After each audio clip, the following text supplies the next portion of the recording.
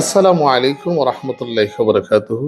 এই বাজারটি ব্রাহ্মণবাড়িয়া জেলার কসবা উপজেলার ঐতিহ্যবাহী শিমরাইল গ্রামের একটি পুরাতন বাজার, যে বাজারের সাথে গ্রামের মানুষের ঐতিহ্য মিশে রয়েছে।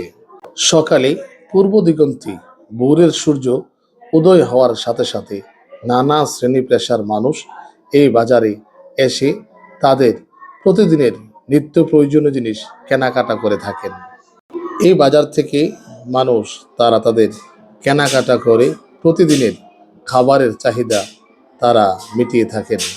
এবং যারা কৃষক রয়েছেন তারা যেমনিভাবে তাদের অক্লান্ত পরিশ্রমের হাতে গড়া কৃষি ফসল তারা বিক্রি করে তারা তাদের পরিবারের বিভিন্ন চাহিদা মেটান, তেমনিভাবে যারা ক্রেতা রয়েছেন তারাও এই বাজার থেকে বিভিন্ন প্রকার শাক সবজি, মাছ, দুধ, আলু, বিভিন্ন প্রকার শাক সবজি তারা ক্রয় করে তারাও প্রতিদিনের খাবারের চাহিদা মিটিয়ে থাকেন।